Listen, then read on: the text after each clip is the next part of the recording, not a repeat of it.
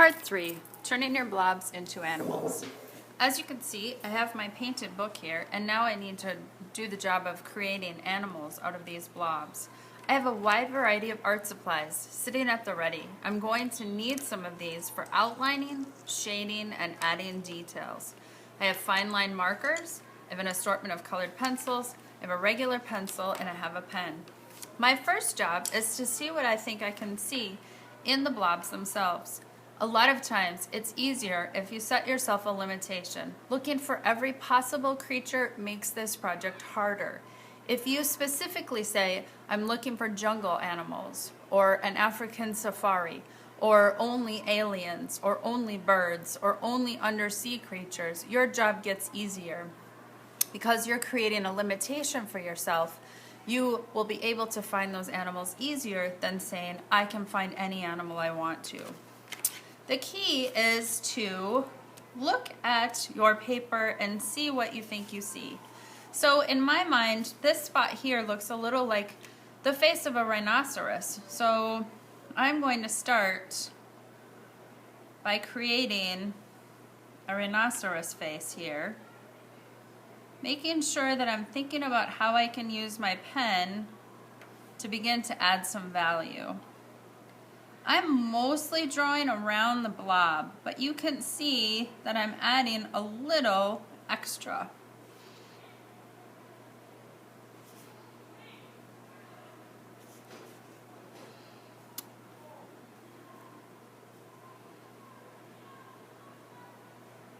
You want to make sure that you draw right into the blob. If I just outline a blob and give it eyes, it doesn't end up looking like much of anything. So my job as the artist in making these imaginary creatures is to know that I need to figure out how to connect the parts of the blob that are here and how to draw up onto them to give the creature enough details. So you'll see I'm going to draw toenails right up onto this rhinoceros body. I'm going to give my rhinoceros enough details so that it has wrinkles in its knees. I'm still trying to figure out how to finish its face, but I think I might be going to connect this part so that he has a little bit more of a body than just if I use the paint. I'll fill some of that in with my colored pencils. Give my rhinoceros an eye.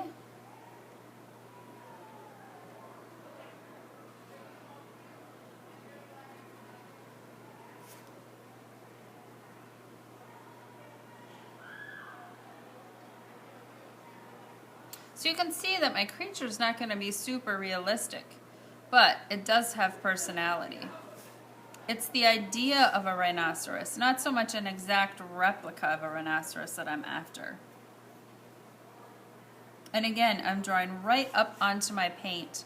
This will be shaded in later because it's part of its belly.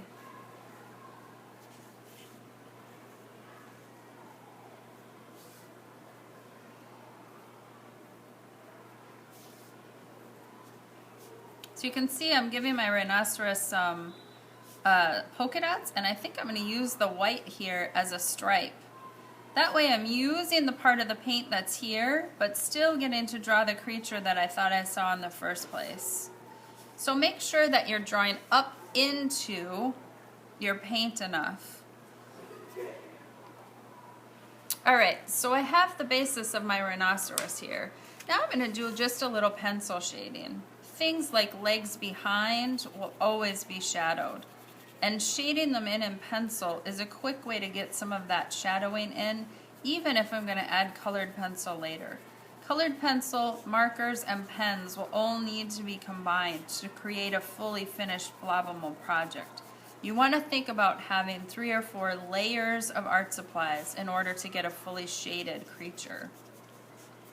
Want my creature to look fully realized and fully three-dimensional. So I'm going to continue to add value.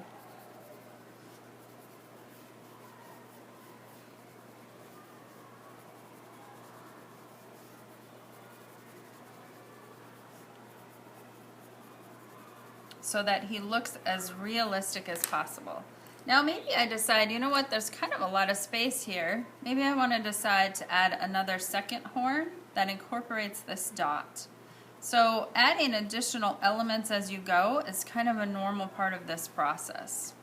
I also could think about giving my rhinoceros, he's got this long mouth, I could think about giving him teeth or maybe an anteater style tongue. Remember, we're creating new creatures. We don't need to conform to the rules that the creature actually uses in the real world. You want to make sure that you're using the paint, and using the paint will give your creatures a unique personality.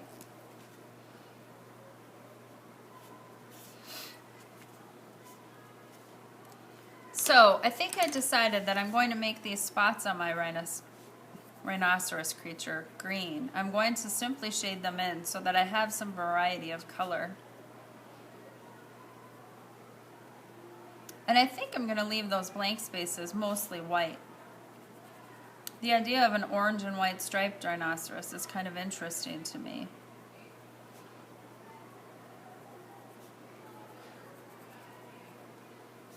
You want to have at least one creature in each section of your book so that your book looks fully finished.